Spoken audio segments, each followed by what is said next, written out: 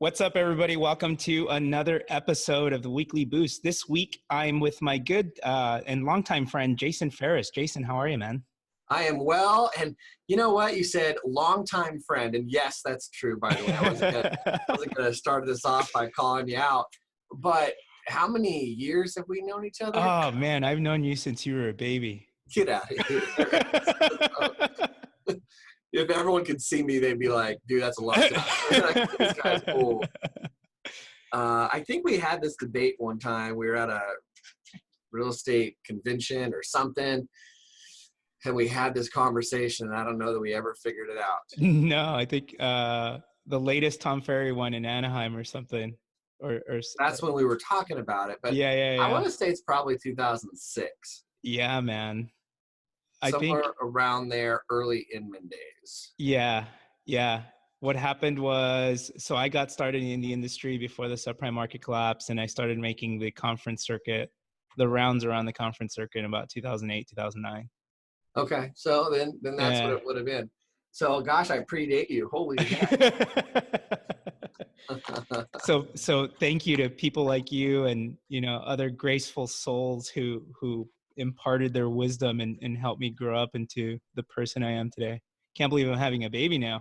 Yeah, congratulations on that. You don't get to kind of where you are without discipline, without having, good structure, without having kind of a goal and values. One of the things I talk about with agents is, what makes you different, what makes you unique. And it's tough because people always say, oh, well, we have the best service, or we have this, we have that. And it's like, that's not really an identifier. That's not, you just sound like every other agent in the market. When I look at you and the brand and the community that you've built over the years, you started FresYes.com. You've built that into a sort of blossoming community. That didn't start out that way, I'm sure. No. So I kind of wanted to talk about that. Let's start with what your strategy has been for Hyperlocal. How has that kind of developed into its own brand? Let's start there. Yeah. So, I mean, you said it early on. You said, like we try to differentiate ourselves from each other. But at the end of the day, most of us, a consumer can't differentiate our one agent over the other. In fact, it's a story that I share often on how I made up a fake name. I think it was Tim Smith. And I sent an email inquiry on the same property to 7 or 8 different agents, all at different brokerages, all within my community. And I got the same drip response back on all of them. And so, like, how am I as a consumer, Tim Smith, like, how would I make my decision on which agent I'm going to work for when they all gave me the same thing? First of all, they really made themselves look like they weren't worth anything because, like, everything was automated, And so, like, how did they're not differentiating themselves. Right. But early on, when I got into real estate, I just pulled up a bunch of real estate agents' websites, and, they all looked the same. In their defense, there probably, there wasn't a whole lot of options out there like there are today, but they all were really just very cookie cutter, very, the agent's face. And then a lot of them had their thumb up in the air and, and then it just provided a search. It was just a place where you search for homes. Well, I mean, gosh, if you want to search for homes, even back then, there are a wide variety of different places you can search for homes. So I'm like, just why would someone choose me? How am I going to stand out? Yeah. Of course, early days, I had gone to Inman, and I remember they were doing like some kind of blog contest or something. Now, I didn't join it. It started like the year before, and they announced the winners that year. And so it was like Inez with Miamiism. Oh, gosh, yeah. Yeah, and some Bill Lublin and Jay Thompson did the Phoenix real estate guy. Yeah. And so I just said, I can write. I enjoy writing. Right. Of course. So I said, okay, what am I going to write about? And I didn't want to write about stats. I actually kind of struggled on the number side of things at the time. No one ever showed me where the stats were coming from and how to interpret them. And so I just said, well, maybe I'll write about, this restaurant down the street, because everyone talks about how like neighborhood's so important, location, Right. location, location. So I started writing, right, telling the stories of the neighborhood. And then, of course, I was clever enough to brand myself FresYes instead of Fresno.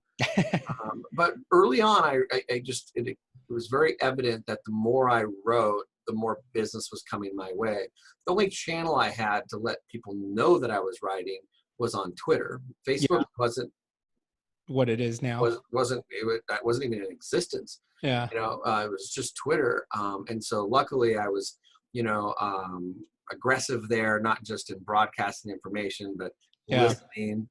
And then when I wanted to expand, I just asked who is like-minded people out there that want to tell the positive stories of Fresno. And some people agreed. And next thing you know, it was gone from just me writing to 7 writers and an editor. That's wild. Looking back though, like I would probably done a little different. I would have definitely done the same thing. Yeah. But I would have probably tracked and measured the cost, tracked and measured what people were reading versus I just know they're reading. Right. I got into the analytics a lot more if I could go back in time and start over, because there was a point where I felt like some of our posts were just, content for the sake of content. Right. Later we realized like, okay, like what we want to do is figure out what people want to hear about and then try to give them that. But it took some time to realize that. But that's kind of how we differentiated ourselves. And not kind of, I mean, it is. Yeah. We committed to telling the stories of the people, the places, the lifestyle, and homes of our community. And we just didn't go away from that. And the consistency, while I didn't say to myself early on, hey, if I'm just consistent, I just committed to being consistent. Yeah. And then I realized later that, hey, that consistency is what's helping build my brand and creating an expectation in the market. So people got, like they'd go to our site with the expectation of seeing a new story. Yeah. So if there wasn't, like they wouldn't come back. And so when you were doing that yourself, how regularly were you posting? Every day. We have over 8,000 stories on That's that wild. platform. Yeah. That's wild. Yeah. So I know we lost a lot of content one time. So there was a big server issue years ago and we had to start over. It was devastating. Oh no. Devastating. And then about 6 months after we had started over, the company reached out and said, hey, we actually got your content. No way. Yeah. So it's kind of one of those things. We've got an archive of stories that are just really, really old. And it's just whether or not I want to pay somebody to get them back all up there. So they're just sitting in an archive. But we have over 8,000 stories. Dude, that's wild. And then, matter of fact, Mike Mueller, who helped me set it up originally, is still keeping his eyes on my website for me. Like, so if something breaks, he's the guy I go to fix it. Yeah. And so lots of different stories, and we developed a newsletter. And I remember working at a company, I won't say their name, nothing against them, but I did leave over kind of this. They didn't like me blogging. They didn't like me sharing pictures of homes or videos, which you had to take on these. They didn't like it because you were building your brand, or because they didn't want to share the information. Oh, they thought the value in a real estate agent was not transparent, like the opposite of transparency. They needed to be for us. It's like holding the information. Make them come to us. Let's get something in exchange for the information. And I just thought that was a losing strategy. Yeah. Zillow was just popping up. I'm like, this is not. That seems like a very sort of scarcity mindset we talk about. Yeah, I think it's old school too. Yeah. The broker at the time, the owner was, older, and that's all he knew. Yeah. A lot of people, I think, made that mistake. And but I remember being in a marketing meeting with them, and suggesting to them, I said, look, I've got a newsletter that's doing really well. You guys should get a newsletter, communicate to all the people, all the emails you have, build a list over time, and they just wanted to subscribe to this service that just pumped out like, you know, the Betty Crocker recipe, turn your clock back, like that kind of thing. Yeah. I'm like, no, like everybody does that. Like, it can't be like everybody, got to be different. Why are they going to choose Right. us? And shortly after I left, because they did go with this, you know, out of the box, you know, generic content thing. Yeah. And yeah, I ended up leaving, but our newsletter has been pivotal over the years to growing our business. It's just been great. And I'm like in the process of doubling down on it, but we actually, at one point, we had a newsletter. I don't know if you know this. We had a newsletter, like 7 or 8 different versions of our newsletter. Wow. So if we knew that you liked food, you were subscribed to our food newsletter. Right. It would go out and it would just have the stories from that week that were food related. If you liked entertainment, right, anything we wrote in the entertainment field, or if you liked fashion, we actually had a fashion one. Oh, wow. And so if you were into fashion, we had one writer that just wrote about fashion. And so you basically have all of these different channels and all of these different segments. Yeah. And that's how we first started segmenting. And then it became like, what was funny was the writers got frustrated. How do you mean? Why? They wanted to write about different things. Oh, that's funny. The fashion girl says, I don't want to write just about fashion. I want to write about food, you know? And then all of a sudden everyone found themselves, well, because they were getting paid that way. So okay. They'd get paid per post, and they'd get paid per like, share, you know, action that their readers would take. Oh, wow. Okay. Yeah, like 25 cents per. Yeah. Right? And so if you wrote about food, you're getting a couple $100. Where if you wrote about the new girls' clothing store, like maybe you made $30. Yeah. And so once the writers figured that out, they all wanted to write about food. So it kind of forced us to make a change there, and we just went to one newsletter. And now what we'll do from time to time is like, you know, like if I'm jumping in there, then we'll do a little bit of more targeting with it, because we do still have in our database, we do still have our list all segmented. Yeah. So you got to do a little deep dive to get there, but we do have it. So let's back up for a second, because I thought your writer, you did mention you sourced sort of contributors. I thought that your contributors today were your agents. So Nope. So that's a good point. One of the ways, and for everybody listening, I'll give you guys this as a sort of tactical, tip. When we launched Agent Press back with Copyblogger a few years ago, we put out an ad on Craigslist. We had to help our agents source writers, because here's the thing that I know about a lot of real estate agents, and Jason, tell me if you feel the same. A lot of us aren't writers. We won't create content. It's 100% right. So what we struggle. Yeah. So what we did is we put out an ad on Craigslist, and the headline was "New Hyperlocal Website Looking for Talented and Enthusiastic Writers." And it said, "Hey, do you live in Fresno? Are you in the know and into all of the fun, hip, and exciting things to do? If so, I want to hear from you. Are you a social butterfly, both in person and offline? If so, I want to hear from you.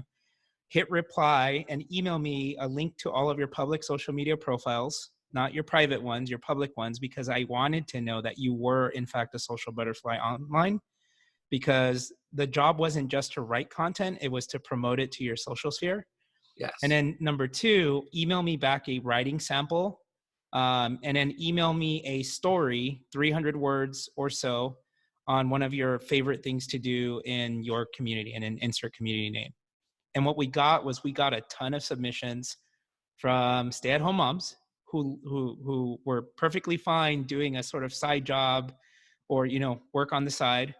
But what was great about a lot of these stay-at-home moms is that they're super like influential in their own little networks. So they would create a bunch of really great content and then promote the heck out of it. Yes. And we would hire these writers for, you know, $10, $15, $20 per post. We would hire them from, you know, people who are contributing to a local business journal. they didn't have enough writing assignments. So we hired them to create content for all of these hyperlocal So I websites. think you stole my stuff.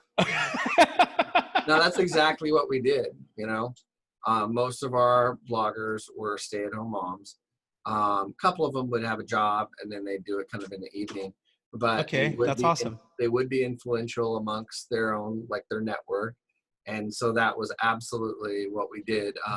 When we do it, we've expanded our this project or this newsletter idea into some other markets just as a test. Yeah. And there, what we've done is, hey, learn how to write and get paid for it. Oh, wow. Yeah. And so we'll teach them like kind of, how to write.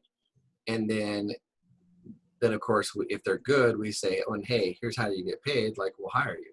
Right. For every time that you write a post that we publish. Right. Not every time you write a post, but every time you write a post that you publish. Right. Because some of them you can tell, are thieved from other websites, or are just gone into Wikipedia. Yeah. So if you're basically playing editor-in-chief at this point. Yeah. I played editor for a really long time, years, and then had somebody do it. Problem that we struggled with somebody who did it outside of our market was they didn't know our market. Yeah. And so most of 99% of our posts were local to some degree. Yeah. And so he couldn't say, oh, and the best part about this is that it's just down the street from, yeah. Like he wouldn't know to add that kind of stuff. And so we did eventually get a local editor who worked out great for a pretty long period of time. And then we parted ways and went a different direction. And right. But it's what a lot of people don't realize is it can be a big kind of undertaking to do. Yeah. Doesn't have to be, but it can be, to put out, new content every day or 3 or 4 times a week, that's edited, that reads well, that's got images that aren't stolen. That's a full-time job. That are tagging other brands and stuff. So you're doing some of this collaborative work. It's a lot of work. It doesn't have to be, but if an agent's listening to the podcast and they're like, man, I really want to get into this. Like you start with what you can manage, right? Or with you and plus one can manage. Right. And just focus on getting one article up that's good quality stuff a week. No fluff. Like it's better just to have something really good that everyone's going to want to read. Right. And then spend a little money getting it promoted. Get it on LinkedIn. Get it on Facebook, get it on Twitter, get it on Instagram with different images that are relative to those platforms. Right. And then get it on LinkedIn. So comment. Here's the other challenge that I think a lot of people will face. A lot of agents are, looking for the next transaction. So this sounds like a lot of work. It's not a short game where you're going to get a big return on investment. No, but it is a great long term. Yep. Yeah. So let's talk about the newsletter. I know you had different channels and you've been segmenting. How have you taken the newsletter and converted it into business? Well, so the newsletter, it was funny, man. Like it used to for years, it just killed, like 95% open rate. I mean, it was amazing. And then all of a sudden, one day, it really started taking a huge dive, and I couldn't figure out. Really? Yeah, for a little while, I couldn't figure out what was going on. And what it was is Facebook had finally kind of made it. Yeah. And so what we were doing is we would write the article and put it on the blog, put it on our website, and then we would share it on Facebook, and then we'd put it in our newsletter. Yeah. So many people had moved to Facebook. They're like, hey, oh, wow, I'm just going to unsubscribe from the newsletter because I can get it over here. I can get it on Facebook where my eyes are already at. Right. I don't have to wait till Saturday. And so it took me a little bit to get that figured out. I called some people and I said, like, hey, I want to provide value to your life, in this newsletter and keep it local. I noticed you unsubscribed. You did actual customer research. Absolutely, man. Dude, absolutely. That's awesome. I called, I don't know, man, this goes back a few years, but I called at least a few hundred. That is awesome. No, you did not. Yes. Overwhelmingly, the response was, I already get it on Facebook. I don't need it two places. And Dude, I can't tell you how many people like that's brilliant. Like you did the right thing. Yeah, and like, oh, okay. So what we got to do is we got to come up with content that you can't find on Facebook, Right. that you can't find on our website, like content that is exclusive to our newsletter. Right. So when we went on this big campaign about putting like, hey, this story or this contest, this Right. whatever can only be found in our newsletter, our subscription people started resubscribing, but we had That's to rebuild. awesome. We had to rebuild. I mean, we lost 40,000 subscribers. It was No way. Oh, it was just, every day it was like, you know, thousands. Like, what is going on? You know, I'm like, I gotta figure this out. And anyway, so this will probably blow some people away, but when they hear, wait, you lost 40,000 subscribers, how many subscribers did you have? We had just under 100,000. That's wild. Yeah, we had just under 100,000. And you didn't pay for any of that, right? All organic. All organic. Yeah. When we rebuilt our list, we did run some ads on, hey, subscribe to our newsletter when we rebuilt to get some momentum going. Right. But no, the first was all organic, man. It was a different time, and I wish I would have known then what I had. I didn't realize, you know, what I had until I had to go rebuild it. I'm like, gosh, you know, like I should have done more with that list, more segmenting, like what you're talking about.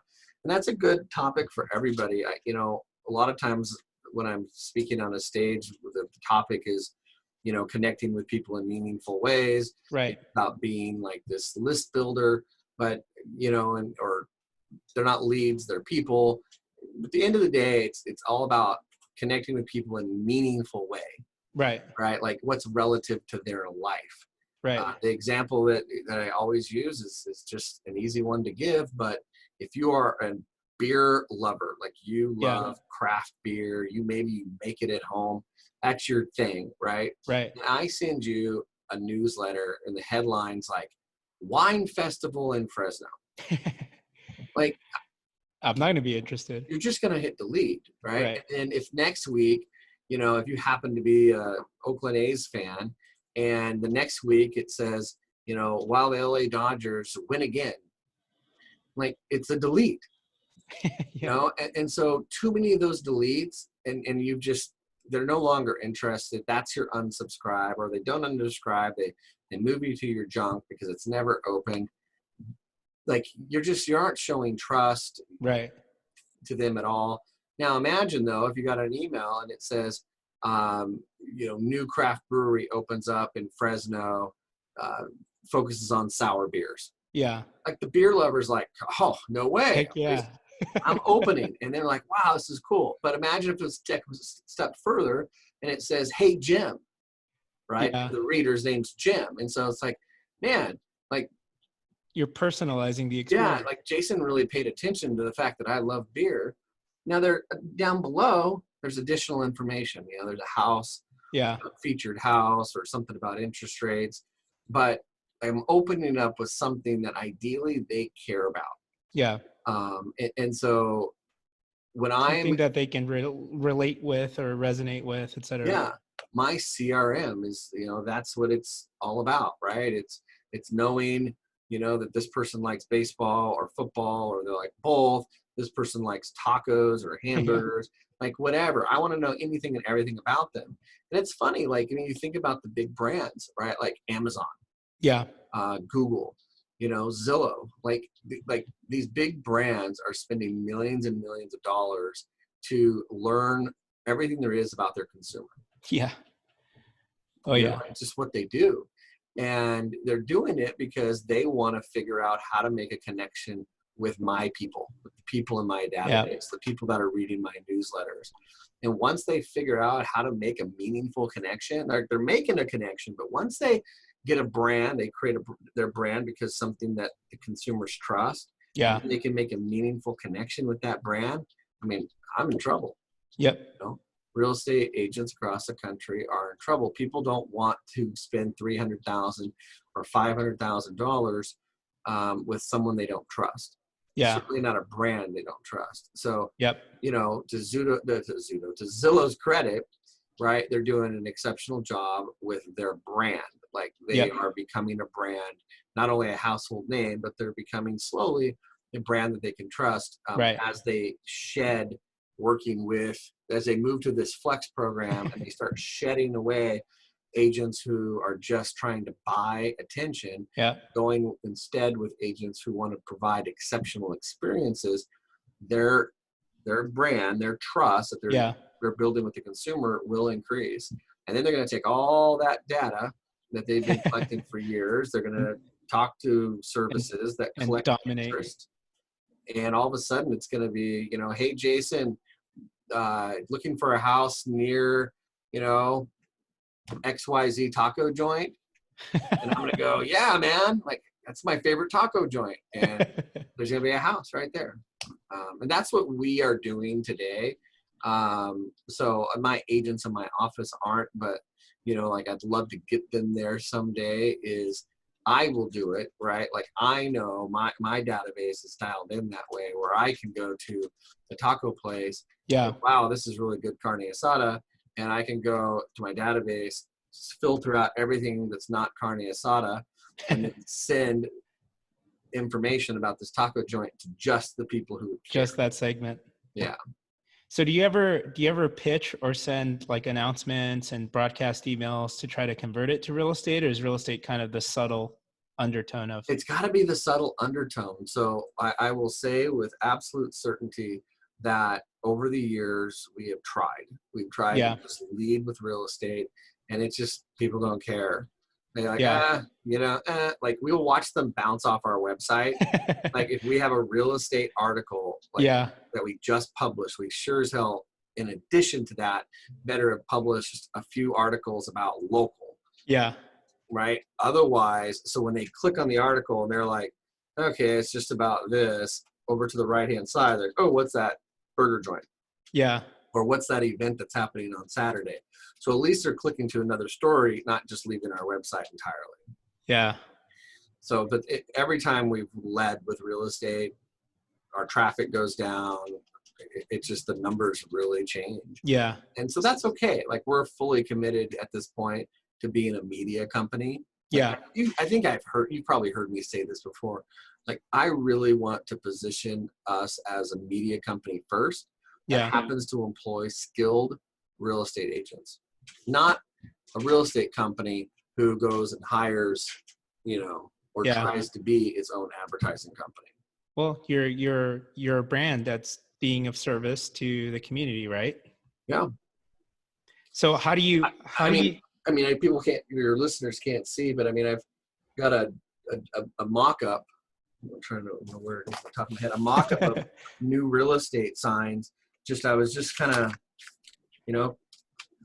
pondering it in my head. What if it was just that? Yeah. Where's the realty anywhere? Yeah. I mean, that's a media company, right? And so what's a big advertising company in New York? Name one. Do you know one off the top of your head? No.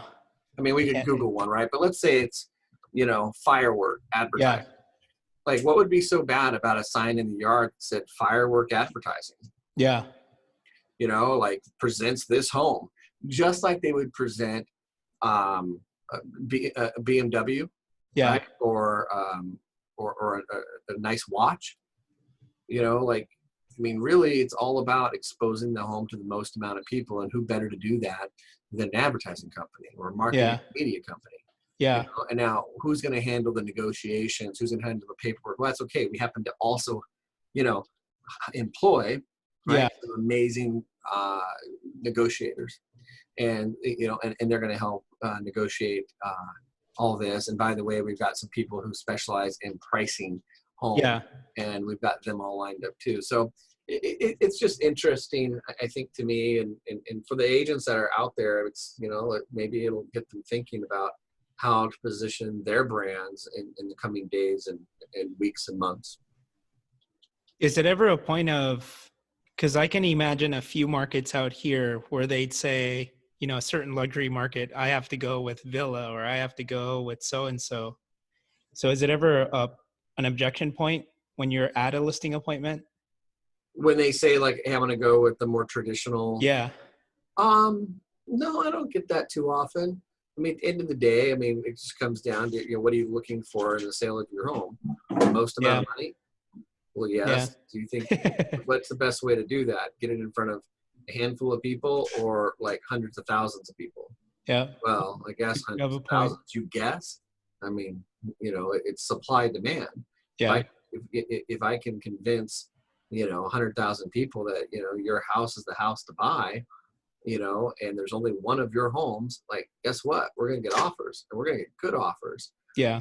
If on the flip side of that is if I can only get your house in front of a dozen people, right? And by the way, those dozen people are also searching other sites at the same time because,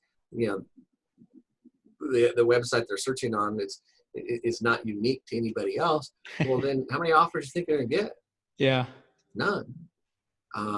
So, I mean, there's people out there that, really feel like they are, they got to use this quote unquote luxury brand. But I think once you dial yourself in on a media standpoint, you can compete with them, and show value in ways the luxury brand could never do. Yeah. Right? Now, one of the gentlemen we interviewed a couple of weeks ago said that, here's the secret to selling real estate. And, whenever I'm interviewing new realtors or new agents, what I tell them is that it's, your job isn't to sell homes. Your job is to convince one person that you're the right person or the right realtor for the job. So yeah, I mean, that's kind of, it's funny. There's a sales movie about this, but it says, a sale's made every time. Either they convince you why you're not the one, or you convince them that you are. There's something about that.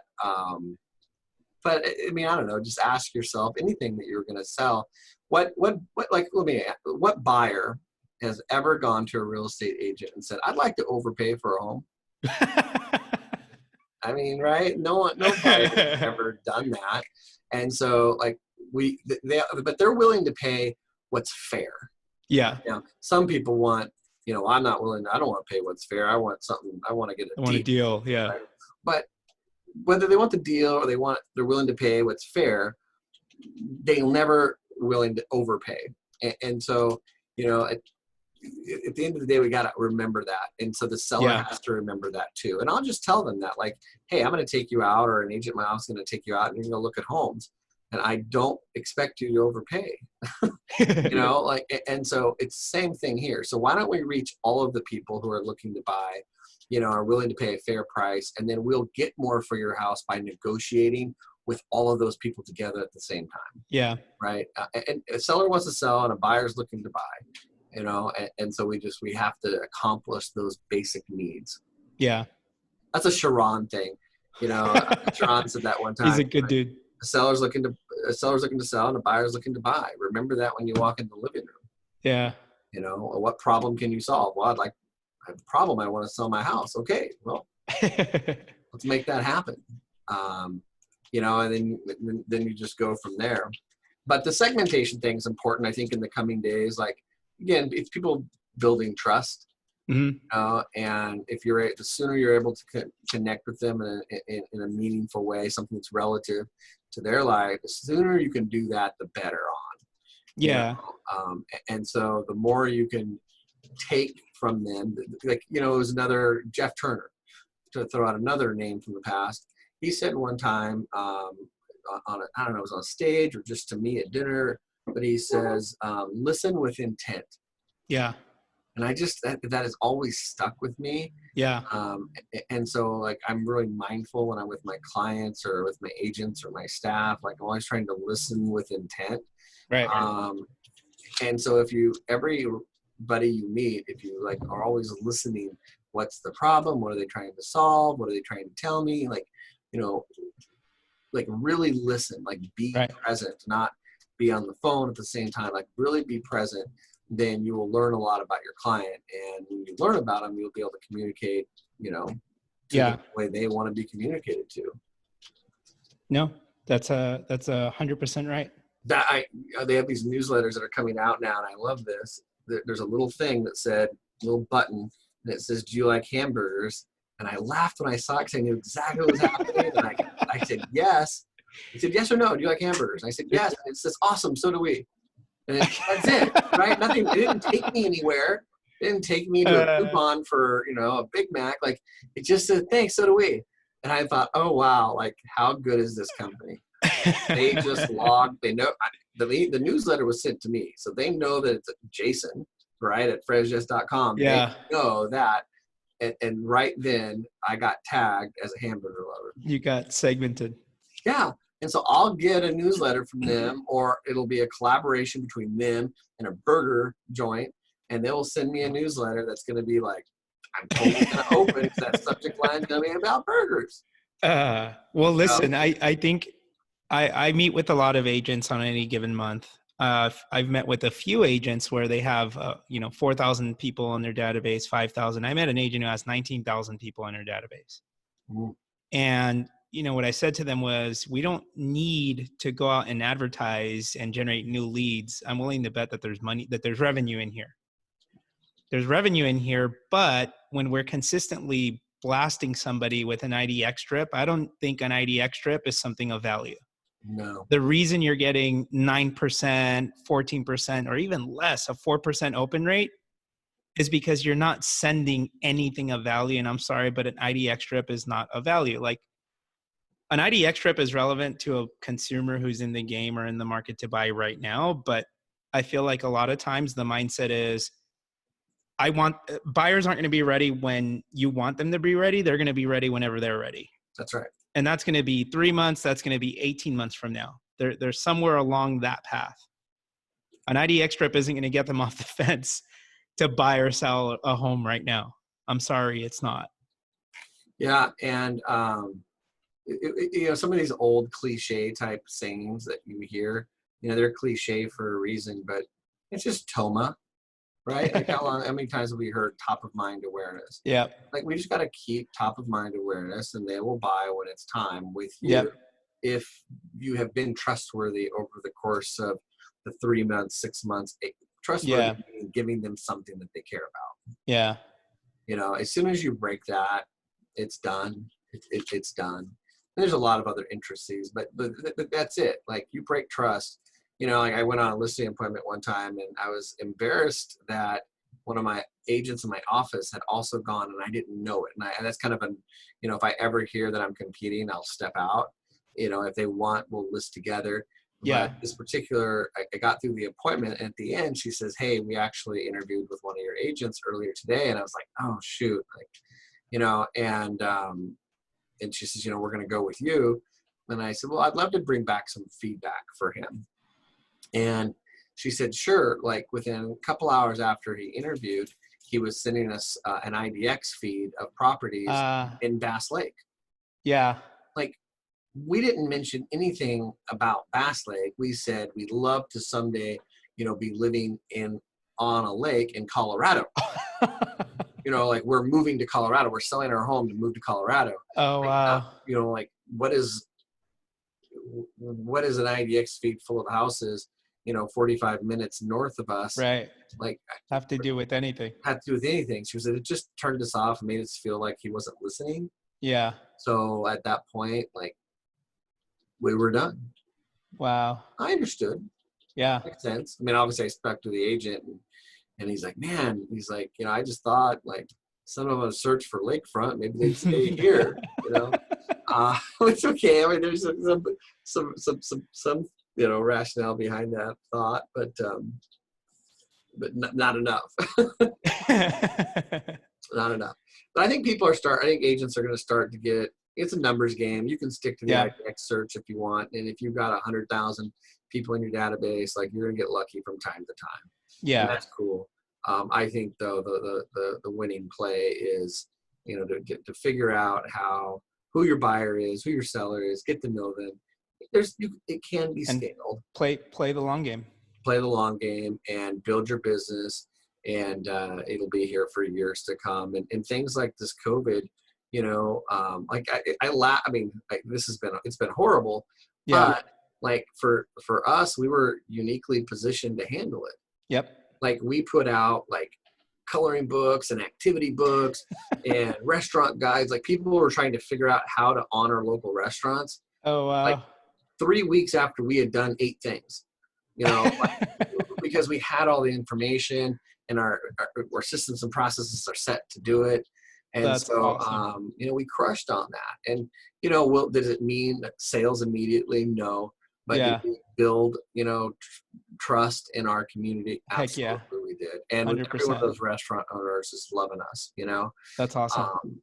And so, and there's probably going to be, you know, more COVID type events in the world. And it's going to be important that we have relationships with our clients. That's how we'll continue to be in business. Yeah. No, build your brand, develop what I would consider trust assets, you know, a mechanism for you to be able to effectively build or grow your know, like, and trust factor. Yeah. With the audience that you're trying to reach. So. Yeah, absolutely.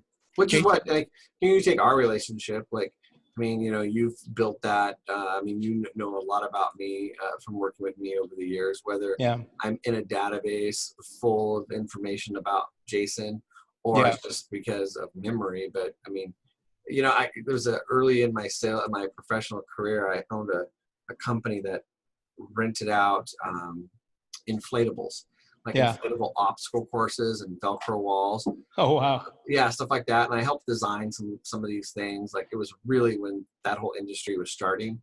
And I met this guy named Tom, and I went to my first convention, and it was in Orlando. And he's a supplier, like he makes these games. Right. And we didn't know each other well, but he shows up and says hi, shakes my hand, right? And he says, hey, I got a little gift for you. And he brings with him a Dan Marino baseball card or football card, right? Yeah. Sealed in this little plexiglass little case. Well, like, dude, like I bought every inflatable from him. I never left his brand. Yeah. I had cheaper options, right? To buy games from over the years, but I bought from him because he listened. He knew I was a Dolphins fan. He knew that I loved Dan Marino. I still have that card today. But that was an early business lesson for me. And loyal to the brands we trust. Absolutely. Absolutely. And I'm connected with him on Facebook today. And that's awesome. He's moved on and he's into something else that, you know, is not of interest to me right now. But, you know, that was good. That was good. A testament to him, and helped me learn that valuable lesson early. Yeah, that's awesome. Yeah. There's a book on that, by the way, like things I wish my broker would have told me or something. Oh, I'll have to look that one up. Yeah. There's a book, and I think it's got some things like that in it. Oh, that's awesome. Yeah. Well, Jason, thank you so much for taking the time with us today. Appreciate the words of wisdom. Where can we find you online? Well, FresYes.com is our website, right? And Facebook, FresYes. And then me personally, probably best on Instagram, Jason J. Farris. Some guy with no post has Jason Farris. He has an account with like 4 followers. It's private, and he has, you know, no post, but he's got Jason Farris. So I'm Jason J. Farris on Instagram. That's a great place to connect with me on. Awesome, man. Thanks for taking the time. All right, brother. Thank you very much. I enjoyed our visit, and good luck being a dad soon. Love thanks, it. You'll do great. You'll do great. Catch you later. All right. Bye.